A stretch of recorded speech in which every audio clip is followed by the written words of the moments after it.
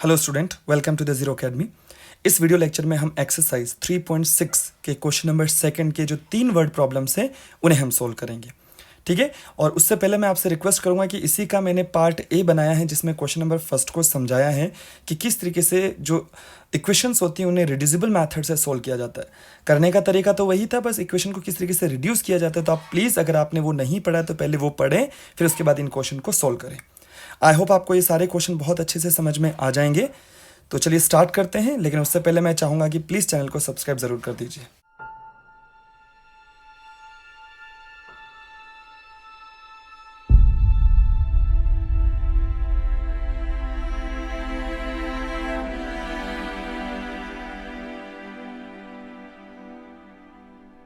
So this is the question number second, and in this question it is asking that formulate the following problems as a pair of equations. आपको क्या करना है, ये जो भी question आपको दिए हुए हैं नीचे की तरफ जितने भी क्वेश्चन हैं उन सभी क्वेश्चन को आपको फॉर्मुलेट करना है। फॉर्मुलेट करने का मतलब हो गया उसको एल्जेब्रिक टर्म में लिखना है। तो फर्स्ट आपको ये काम करना है उसमें, ठीक है। पेयर ऑफ लीनियर इक्वेशन की फॉर्म हमें बनानी है। उसके बाद बोल रहा है and hence find their solutions, और आपको पता है पेयर ऑफ लीनियर इक्वेशन बनाने के बाद में क्या करना है, उनका सोल्यूशन फाइंड करना है, which means we have to find the value of variables. जो वेरिएबल्स होंगे जो आप अज्यूम करोगे उनकी वैल्यूज आप लोग फाइंड करेंगे। Is that clear? तो ये रहा आपके सामने क्वेश्चन। अब क्वेश्चन में पढ़ना स्टार्ट करता हूं, देखो ध्यान से। क्वेश्चन बोल रहे हैं Ritu can row downstream. देखो एक वर्ड आया है यहां पे downstream, 20 kilometre in 2 hours, okay. And upstream, another word is upstream, 4 kilometre in 2 hours। ध्यान से देखोगे ना तो ये तो रहा आपका डिस्टेंस, ठीक है, और ये रहा आपका टाइम। डिस्टेंस और टाइम आपको गिवन है, वो भी किस में, डाउन स्ट्रीम में। सेकंड ये रहा आपका अपस्ट्रीम, अपस्ट्रीम में भी यहां पर आपको दे रखा है डिस्टेंस और यहां दे रखा है आपको टाइम। दो चीजें फिर से दे रखी है आपको। अब आपको बोला find her speed of rowing in still water. जो वो तैर रही ना, रोविंग कर रही है, तो यानी कि अगर वो बोट लेके जा रही है या फिर वो यहां पर खुद अकेले जा रही है, ठीक ना, जैसे भी वो तैर रही, तो इन सभी कंडीशन में वो बोल रहा है कि उसकी स्पीड कितनी है इन still water and speed of the current. Current का मतलब यहां पे बात कर रहा है, वो किसकी बात कर रहा है, फ्लो ऑफ वाटर, पानी के फ्लो की। तो ये क्वेश्चन है। अब मैं उससे पहले एक छोटा सा कॉन्सेप्ट मैं आपको समझा देता हूं, पहले उसको ध्यान से देखना है और उसके बाद इन क्वेश्चन को अटेम्प्ट करना है। तो चलिए समझते हैं कॉन्सेप्ट पहले। तो यहां देखो ध्यान से। अब देखिए, अगर आप इसको अच्छे से देखोगे ना तो पानी का फ्लो कैसे चल रहा है, ऐसे चल रहा है ना, ऊपर से इस तरफ आ रहा है, ठीक है। तो हम बोल सकते हैं this is the flow of water. याद रखना, फ्लो ऑफ वाटर आपका इस तरीके से चल रहा है। आया समझ में? अब मैं क्या समझा रहा हूं, देखो मैं मान लेता हूं यहां पर ये एक शिप जो है या एक जो बोट है वो ये रही, और एक बोट मैं इस कंडीशन पे समझ लेता हूं। पहले मैं कॉन्सेप्ट बता रहा हूं, ध्यान से देखेंगे। ये बोट नंबर 1 इसे अज्यूम कीजिए, दिस इज बोट नंबर 2 हो जाएगा। अब देखो यहां पे दो चीजें हैं। पहला, ये बोट नंबर 1 जो है, मैं बोल रहा हूं ये बोट नंबर 1 की डायरेक्शन इस तरफ है, और बोट नंबर 2 जो है उसकी डायरेक्शन इस तरफ है। यहां तक समझ में आ गया होगा।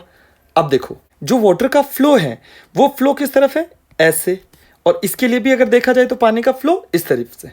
अगर आप यहां ध्यान से ऑब्जर्व करोगे तो इस कंडीशन में सेकंड केस के अंदर आपका वाटर का फ्लो और बोट का फ्लो, बोट की जो डायरेक्शन है वो दोनों सेम है, दोनों एक ही डायरेक्शन में है। आया समझ में? और इस वाले केस में जो कि फर्स्ट वाली बोट थी, उसमें जो बोट है वो तो इस तरफ है लेकिन वाटर का फ्लो इस तरफ है, मैं बोल सकता हूं अपोजिट डायरेक्शन में। आया नहीं है समझ में? तो याद रखना है, मैं यहां लिख देता हूं आपके लिए कि जब ये वाला केस होता है कि जब फ्लो ऑफ वाटर, अब देखो यहां पे दो चीजें होगी ना, एक तो हो गया क्या आपका फ्लो ऑफ वाटर हो गया, पहला ये हो गया आपका, और सेकंड हो जाएगा आपका किसका, स्पीड ऑफ जो भी आप बोट ले रहे हो या जो भी आप पर्सन ले रहे हो वो, ये दो चीजें आपके पास हैं। आया नहीं आया समझ में? अब किसी एक को x मानोगे और दूसरे को y मानना पड़ेगा क्योंकि दो ही चीजें हैं। तो मैंने मान लो थोड़ी देर के लिए हम अजम्पशन ले लेते हैं कि ये जो स्पीड ऑफ बोट है उसको मैं मान लेता हूं x, और ये जो फ्लो ऑफ वाटर है इसको मैंने मान लिया y। अब हम यहां क्या करेंगे, देखो ध्यान से। इस केस के लिए, ये जो केस बना हुआ ना, इसके लिए मैं बोल सकता हूं कि नेट स्पीड जो होगी मेरी, नेट स्पीड, जहां पर फ्लो ऑफ वाटर दे रखा है y और स्पीड ऑफ जो बोट है वो दे रखा है x, और ये दोनों सेम डायरेक्शन में है। देखो यहाँ पे क्या है आपका, सेम डायरेक्शन, और इसको हम बोलते हैं this is the down stream. क्या बोलेंगे, डाउन स्ट्रीम। डाउन स्ट्रीम का मतलब नीचे की तरफ चलना, ऐसे जिधर वाटर का फ्लो है उसी तरफ अगर आपकी बोट है तो हम उसको बोलते हैं डाउन स्ट्रीम। ठीक है, तो यहां पर नेट स्पीड होती है क्या, जो भी आपकी दोनों की स्पीड होगी वो नेट स्पीड दोनों की ऐड हो जाएगी, x प्लस वाई। क्यों, कैसे ऐड होगी, देख लो आप ध्यान से। एक तो वाटर वैसे भी इस तरफ चल रहा था और ऊपर से आपकी बोट भी इधर जा रही, तो दोनों की नेट स्पीड क्या हो जाएगी, बढ़ जाएगी, नहीं बढ़ जाएगी यहाँ पे, तो दोनों सेम डायरेक्शन में है तो ये नेट स्पीड बढ़ जाती है। और इस केस के अंदर अब आपका हो जाएगा कि जहां पर आपका जो वाटर का फ्लो है वो और जो बोट का जो डायरेक्शन है वो दोनों अपोजिट है, दोनों क्या हो जाएगी, अपोजिट, तो हम उसको बोलते हैं यहां पे अपस्ट्रीम। क्या बोलेंगे अपन, अपस्ट्रीम। समझ में आ जाएगा, दिस इज अपस्ट्रीम। और इसकी जो नेट स्पीड आप मानोगे, नेट स्पीड वो हो जाएगी x माइनस वाई, जहां पर x is greater than y। I hope आपको ये कॉन्सेप्ट समझ में आ गया होगा कि अगर मैं वाटर के साथ में अपनी बोट को लेके जाता हूं इस डायरेक्शन में, तो this is called your downstream, जिसकी नेट स्पीड काउंट होती है x plus Y kilometre per hour. और अगर मेरी बोट की डायरेक्शन इस तरफ और वाटर की डायरेक्शन इस तरफ, यानी दोनों अपोजिट हैं, this is called your upstream, और नेट स्पीड हो जाएगी x माइनस वाई। और याद रखें x is greater than y। आ गया होगा समझ में आपको। अब इसको शॉर्ट में मैं यहां लिख देता हूं। तो यहां पर आप एक बार देख सकते हैं, this is the down stream. Down stream का मतलब क्या हो जाएगा, यहां देखो डायरेक्शन ऑफ बोट किस तरफ है, इस तरफ, और डायरेक्शन ऑफ स्ट्रीम भी किस तरफ, इस तरफ। दोनों अगर सेम डायरेक्शन में होती तो हम उससे बोलते हैं डाउन स्ट्रीम। अभी मैंने आपको थोड़ी देर पहले भी समझाया था कि यहां पर ये आपकी स्ट्रीम की डायरेक्शन, और अगर बोट भी ऐसे जा रही तो this is called your down stream. Down stream की नेट स्पीड हो जाएगी x प्लस वाई, और यहां पर हो जाएगा, देखो बोट की डायरेक्शन किस तरफ है, इस तरफ है, ये बोट इस तरफ जा रही है लेकिन स्ट्रीम इस तरफ जा रही है। ठीक है, तो ये हो जाएगी अपोजिट डायरेक्शन में। इस कंडीशन में जो नेट स्पीड हो जाती है वो होती है x minus y kilometre per hour. उसके अलावा जो जनरल फॉर्मूला होता है, distance is equals to time into speed, ये जो जनरल फॉर्मूला आपके पास होता है उसको तो आपको याद रखना ही है। क्लियर और नॉट। फिर उसके बाद आप चाहें तो speed is equals to distance upon time, time is equals to हो जाएगा आपका डिस्टेंस अपॉन स्पीड। ये सारी चीजें बेसिक आपको याद रखनी है। क्लियर, आई होप आपको समझ में आ गया होगा। अब क्वेश्चन को स्टार्ट करते हैं। यहां पर हम सबसे पहले क्या मान लेते हैं, हियर लेट। अब देखो दो चीजें थी ना, हमने क्या बोला था सबसे पहले कि एक तो किसकी, ऋतु की रोइंग स्पीड हो जाएगी, ये जो रो कर रही है वो, और दूसरी हो जाएगी किसकी, जो वाटर की स्पीड है वो पूछी इसने। दो हो गई ना, तो हम लोग क्या करते हैं, लेट मान लेते हैं speed of rowing is equals to, अब इसे मान लेते हैं x किलोमीटर पर आवर। ठीक है, ये अपन ने स्पीड ऑफ रोइंग की मान ली, किसकी, ऋतु की स्पीड मान ली। आप जनरली चाहे तो ऋतु की स्पीड भी बोल दीजिए, दोनों में कोई फर्क नहीं है, स्पीड ऑफ रोइंग और या फिर स्पीड ऑफ ऋतु, जो भी आप लिखना चाहें अपनी लैंग्वेज में लिख लीजिए, कोई दिक्कत नहीं है। एंड उसके बाद में हमें बोलना है कि स्पीड ऑफ वाटर बोल दें या करंट बोल दें, दिक्कत नहीं है। तो ये बोल दिया मैंने स्पीड ऑफ, और यहाँ मैंने बोल दिया है करंट, तो इसे मैंने बोल दिया वाई किलोमीटर पर आवर। ये दोनों स्पीड हो गई। आगे नहीं आया समझ में। अब देखो ध्यान से, यहां पे लिखना है case one, case one, net speed of down stream. पहले डाउन स्ट्रीम की स्पीड लिख लेते हैं अपन, ठीक है ना, कि net speed of down stream क्या हो जाएगी, तो ये हो जाएगी x प्लस वाई। पढ़ा था अभी अपन ने कि दोनों का एडिशन हो जाता है डाउन स्ट्रीम के अंदर, तो ये हो जाएगा, सॉरी ये हो जाएगा किलोमीटर पर आवर। ये डाउन स्ट्रीम की स्पीड हो गई। आ गया समझ में। अब क्या बोल रहा है इसने, क्वेश्चन क्या बोला है देखो, कि ये डाउनस्ट्रीम की स्पीड कितनी दे रखी है, इसने बोला कि 20 किलोमीटर चलती है वो 2 आवर्स के अंदर। ये ऋतु की आपको दे रखा है डिस्टेंस और टाइम दे रखा है, और आपको पता है स्पीड इज इक्वल्स टू होता है डिस्टेंस अपॉन टाइम। होता है या नहीं होता है, स्पीड इज इक्वल्स टू क्या हो जाएगा आपका, डिस्टेंस अपॉन टाइम। तो केस वन क्या बन जाएगा आपका, स्पीड क्या ली है अपन ने, यहां पे हो जाएगा x प्लस वाई, ये स्पीड हो जाएगा। Speed is equals to distance कितना है फर्स्ट वाले में, डाउन स्ट्रीम में 20 डिवाइडेड बाय टाइम कितना लगा 2, तो ये कट के कितना हो जाएगा यहाँ पे 10। तो ये आपकी इक्वेशन बन जाएगी यहाँ पे x plus y is equals to 10। This is equation number first. First case I think so समझ में आ गया होगा। Now the next case, case second पे आते हैं अपन। यहाँ पे बात कर रहा है अपस्ट्रीम, तो ये हो जाएगा आपका अपस्ट्रीम, और अपस्ट्रीम की नेट स्पीड कितनी होती है, x माइनस वाई। अभी जस्ट थोड़ी देर पहले देखा था किलोमीटर पर आवर।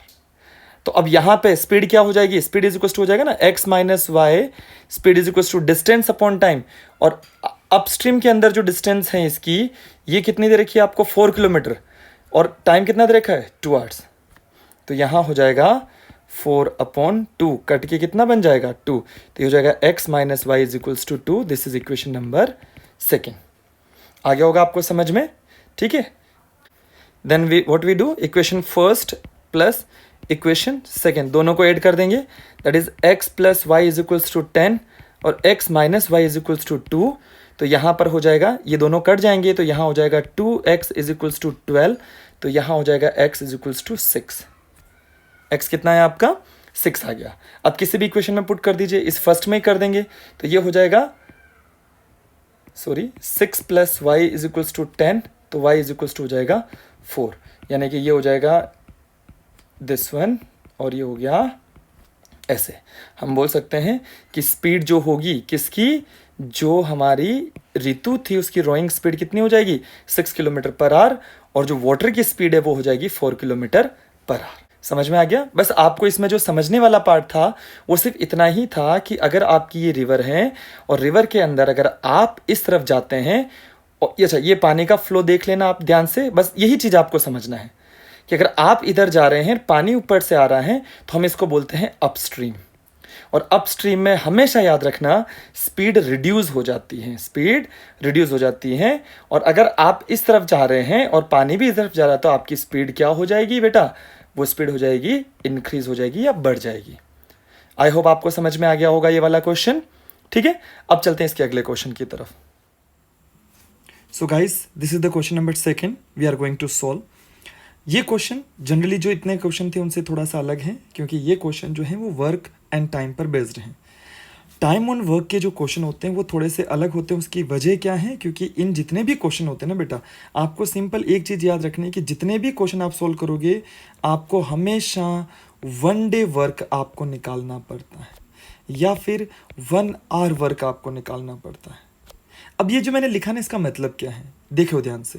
क्वेश्चन बोल रहा है कि 2 women and 5 man, 2 women and 5 man ये मिलकर किसी वर्क को 4 डेज में फिनिश कर देते हैं।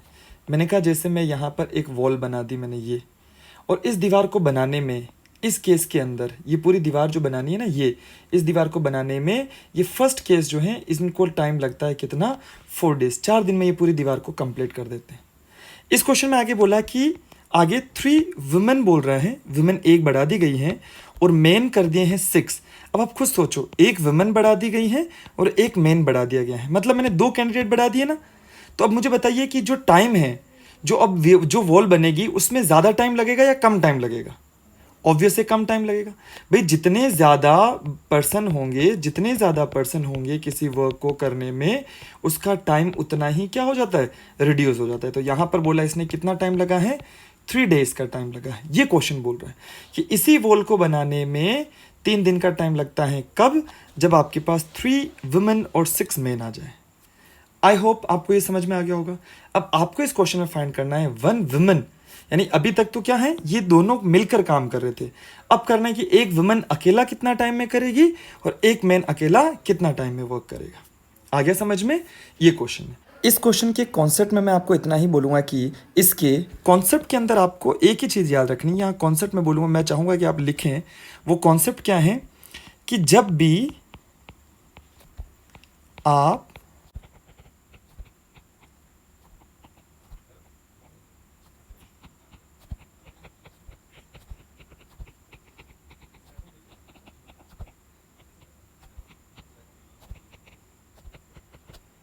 देखिए, मैंने कॉन्सेप्ट में क्या लिखा है, जब भी आप टाइम एंड वर्क के क्वेश्चन सोल्व करते हैं तो हमेशा उसका 1 डे वर्क फाइंड करें।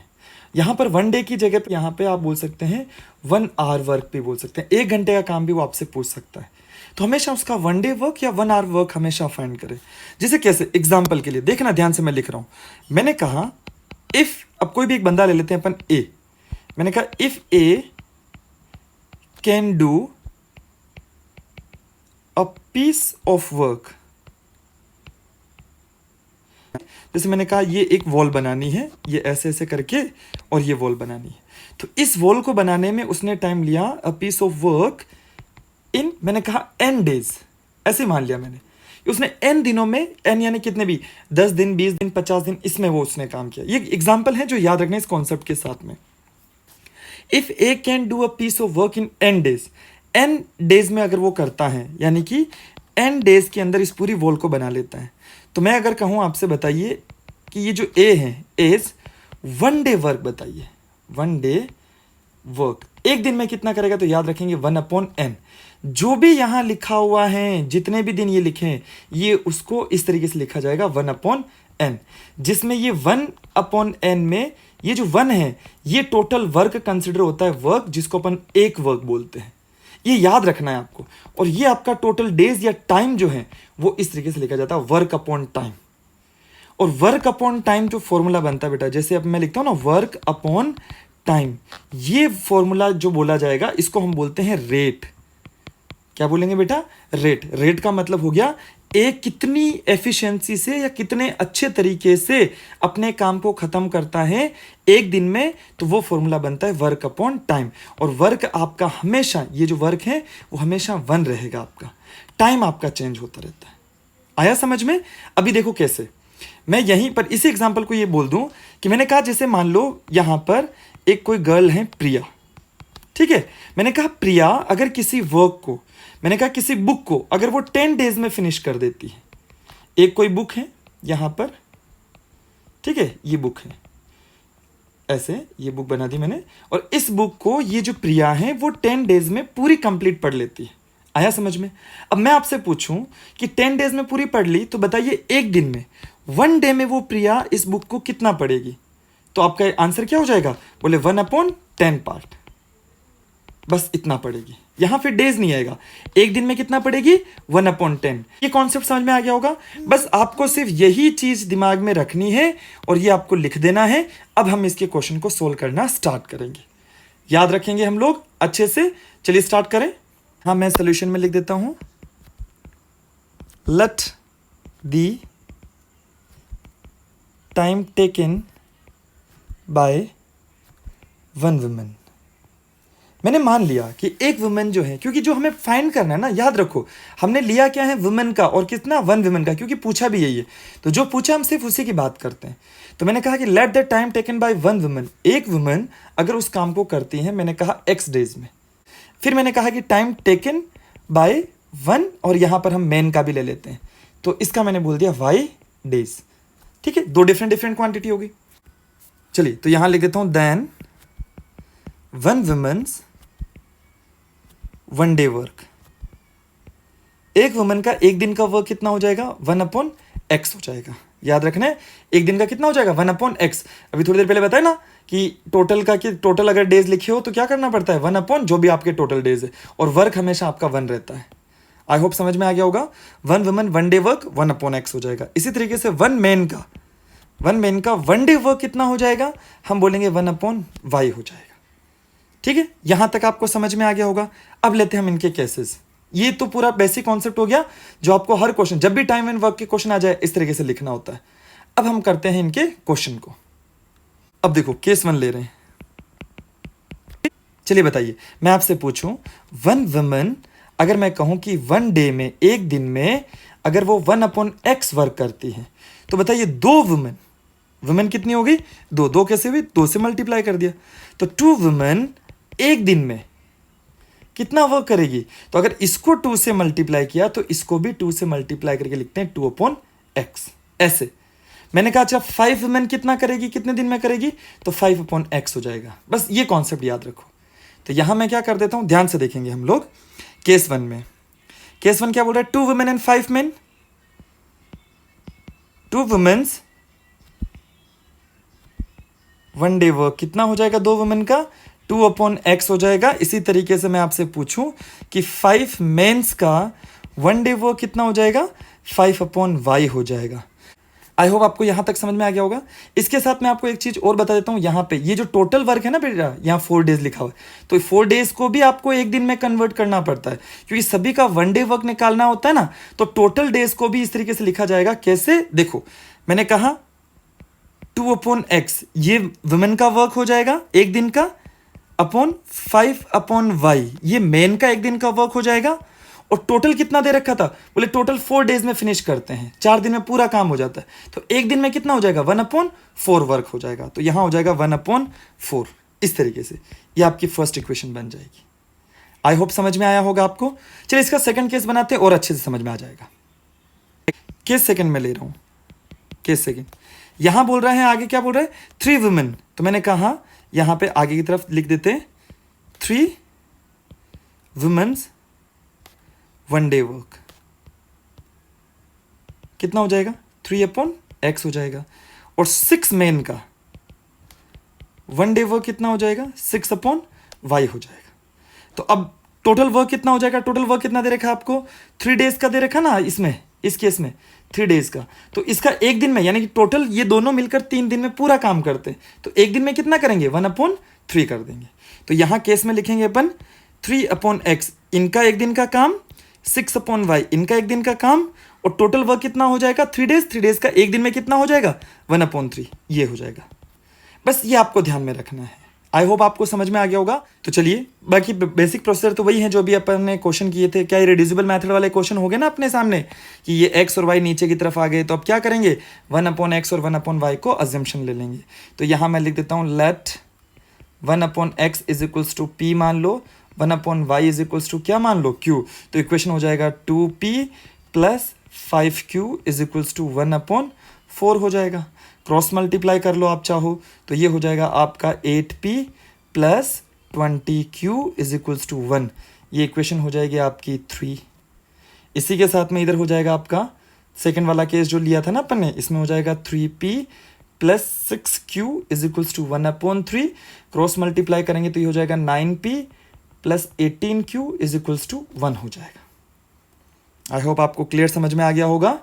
इसे हम दें इक्वेशन नंबर 4।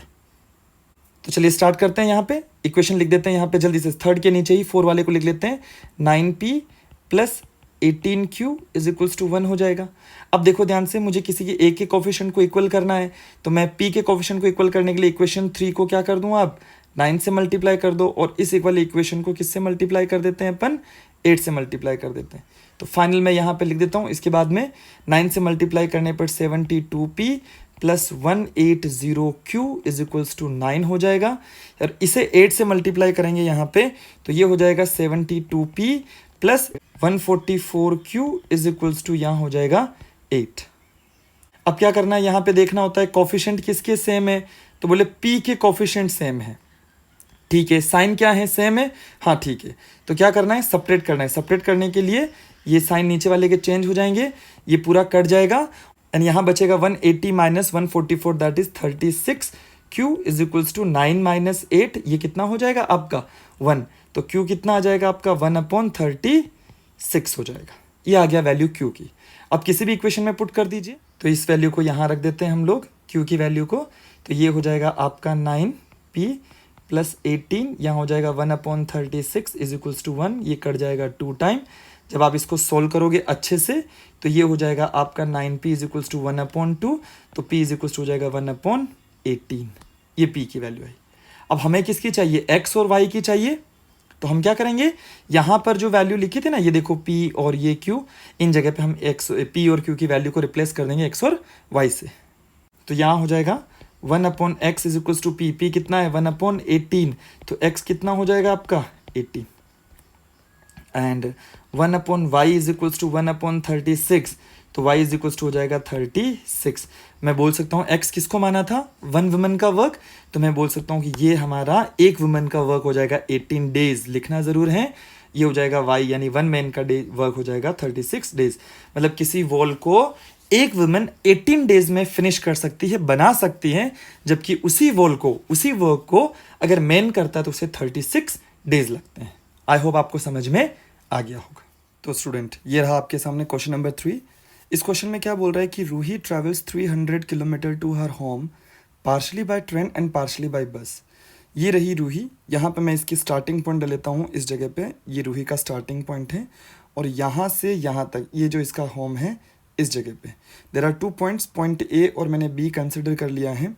यहाँ पर क्वेश्चन के अकॉर्डिंग बोल रहे हैं कि रूही जो है वो कुछ डिस्टेंस तक तो ट्रेन से जाती हैं और कुछ डिस्टेंस तक यहाँ से बस से जाती हैं और उसके बाद में ये अपने घर पे पहुँच जाती है। आए समझ में? और इसके घर की जो डिस्टेंस यहाँ से दे रखी है दैट इज़ 300 किलोमीटर।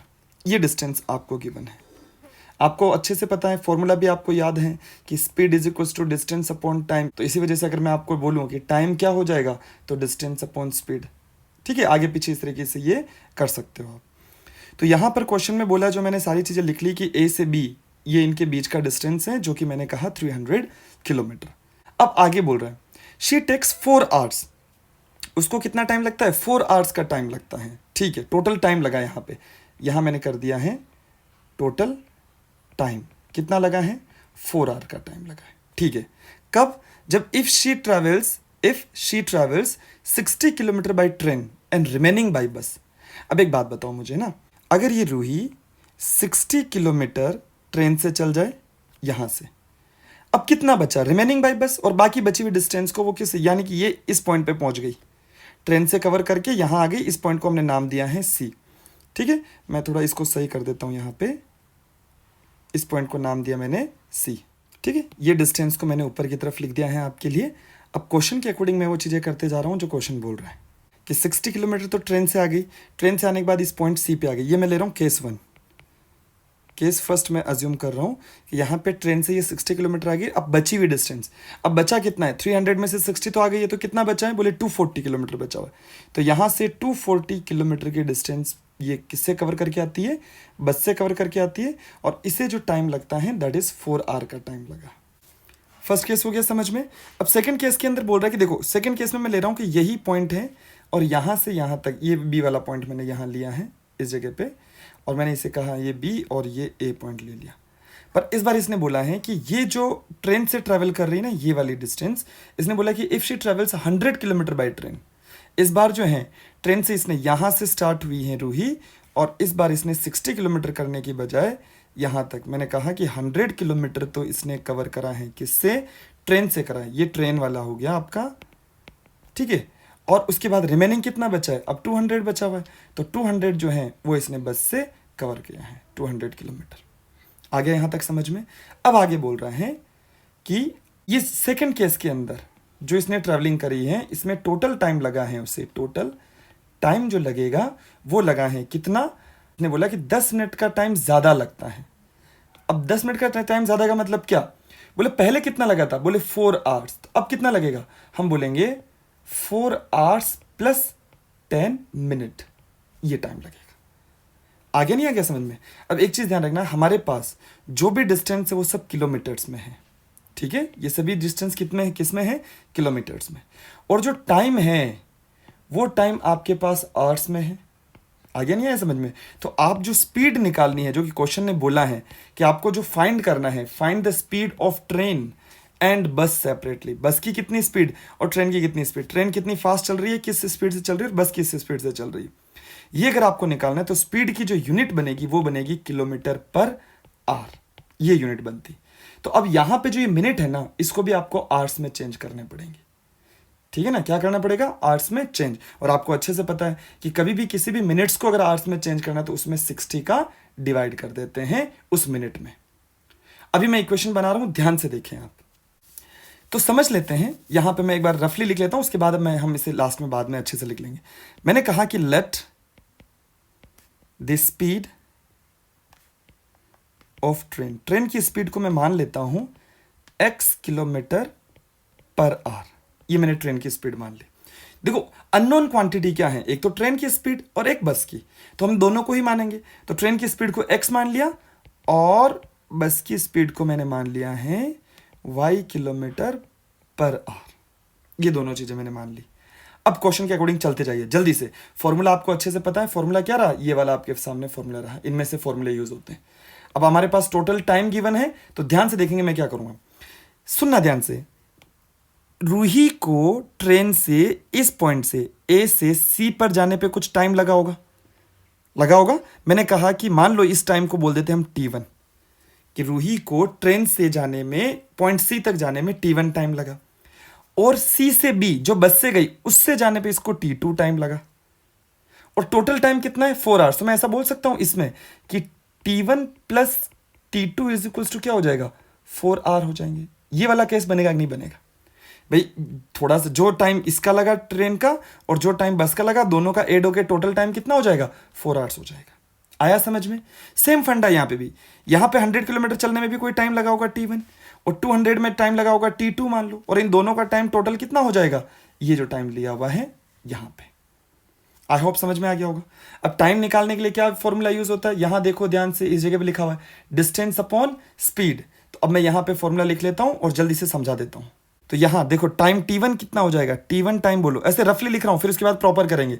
T1 क्या हो जाएगा, डिस्टेंस अपॉन स्पीड। तो ट्रेन का डिस्टेंस कितना है, 60। ट्रेन की स्पीड कितनी है, बोले x ली थी, ये T1 हो जाएगा। और T2 कितना हो जाएगा, बस से कितनी डिस्टेंस कवर करी, 240 डिवाइडेड बाई बस की स्पीड कितनी है y। और अब क्या हो जाएगा, टोटल कितना है 4। तो यहां मैं बोल दूंगा T1 प्लस T1 कितना है, 60 अपॉन x प्लस यहां हो जाएगा 240 upon y is equals to 4। ये आपकी फर्स्ट इक्वेशन बन जाएगी। आ गया होगा समझ में आपको? ठीक है, अभी हम इसको प्रॉपर लिख लेंगे, आप टेंशन मत लीजिए, बस आपको समझ में आना चाहिए। सेम फंडा यहां पर भी होगा। यहां के लिए जो ये सेकंड केस है, इसके लिए T1 क्या हो जाएगा बताओ मुझे। तो डिस्टेंस कितनी कवर करी, 100, स्पीड कितनी है x। तो ये क्या हो जाएगा, डिस्टेंस अपॉन स्पीड क्या हो गया, T1 टाइम। भी ट्रेन से इतना टाइम लगा, 1 घंटे का लगा, 2 घंटे का लगा, जो भी टाइम लगा वो ट्रेन से इतना लगा। और T2 कितना आ जाएगा, बोले 200 डिवाइडेड बाय और y।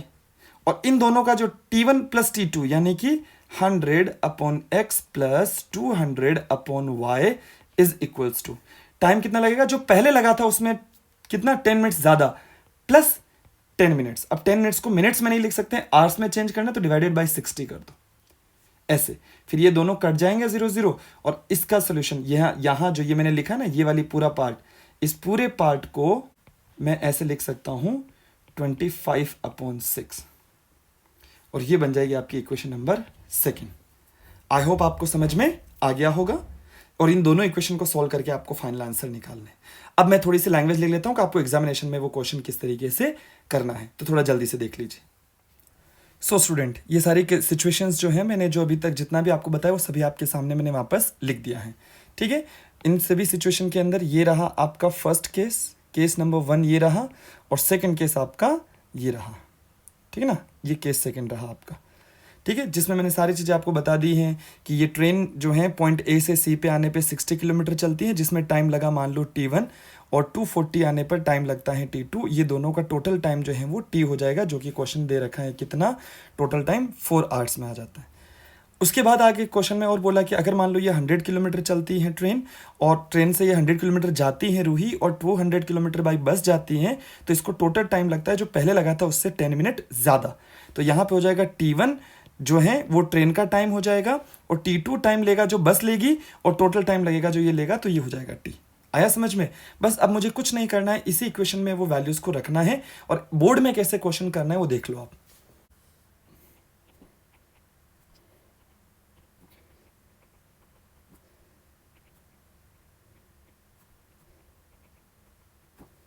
सबसे पहले मैंने यहां लिख दिया कि let the speed of train is x kilometre per hour and let the speed of bus is y kilometre per hour. ठीक है, तो यहां पर जो हमारी ट्रेन थी, ठीक है, ये ट्रेन, इसकी स्पीड को मैंने मान लिया है x किलोमीटर पर आवर की स्पीड से चल रही है ट्रेन, और जो बस है वो y किलोमीटर पर आवर की स्पीड से चल रही है।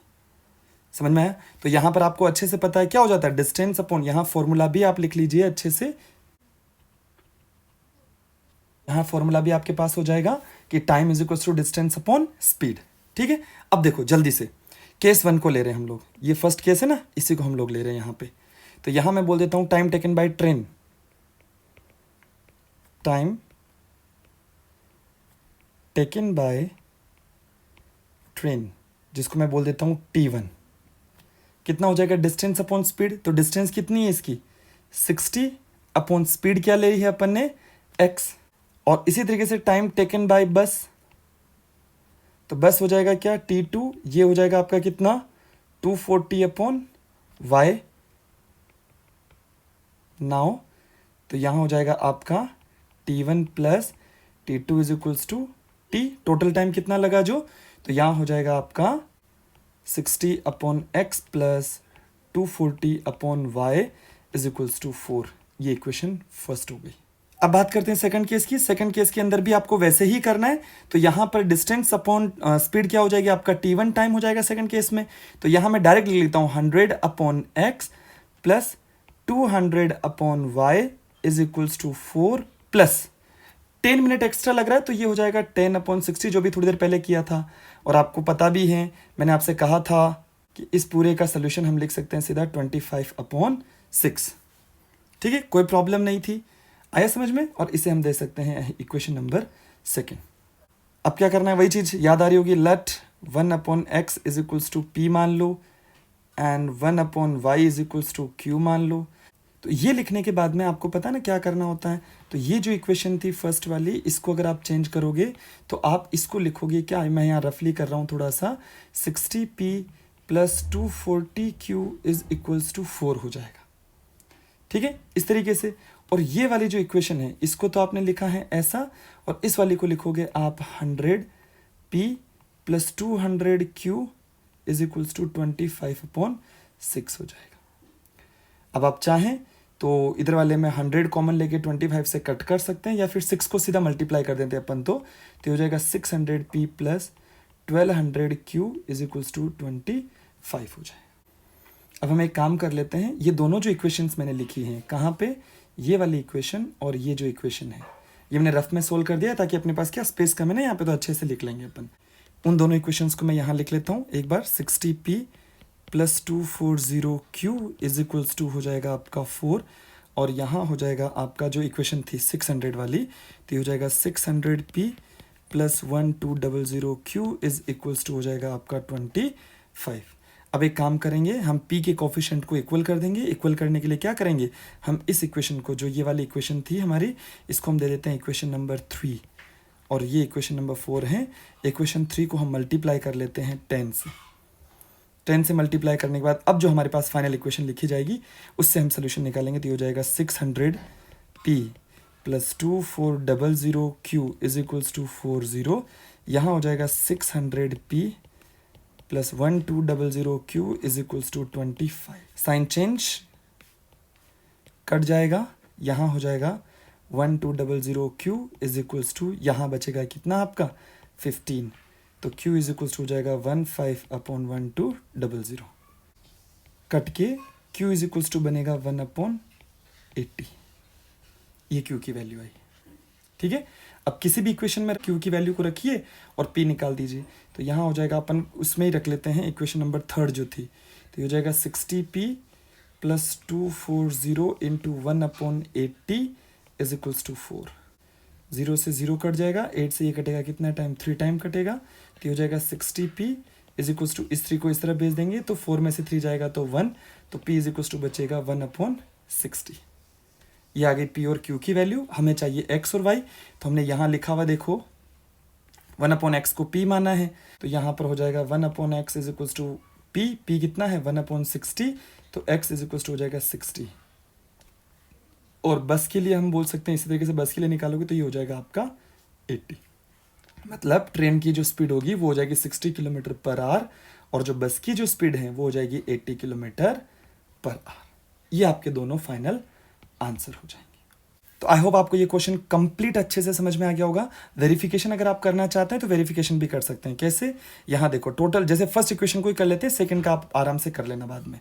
जैसे मैंने कहा कि यहाँ देखो, तो ये डिस्टेंस रही 60 डिवाइडेड बाई, और यहाँ ट्रेन की स्पीड कितनी थी 60 थी, तो यह 60 से डिवाइड कर दीजिए, तो ये क्या आ जाएगा t1 टाइम आ जाएगा, कट जाएगा, कितना आया 1 आया, प्लस 240 यहाँ डिवाइड कर देंगे हम किसका, 80 का डिवाइड कर देंगे क्योंकि बस की स्पीड कितनी आई 80, ये कट जाएगा 3 टाइम, तो हो जाएगा 3, और 1 प्लस 3 कितना होता है बेटा बताओ, 4 हो रहा है कि नहीं हो रहा, और टोटल टाइम क्वेश्चन में कितना दिया हुआ था 4 दिया हुआ था। समझ में आ गया होगा। इसको भी आप कर सकते हैं, this is divided by 16, this is divided by 80, तो आपके पास जो इन दोनों का सोल्यूशन निकलेगा ना वो निकलेगा 25 अपॉन 6। आई होप आपको ये कंप्लीट और अच्छे से समझ में आ गया होगा। ठीक है, so it was the last question of this exercise, and good luck.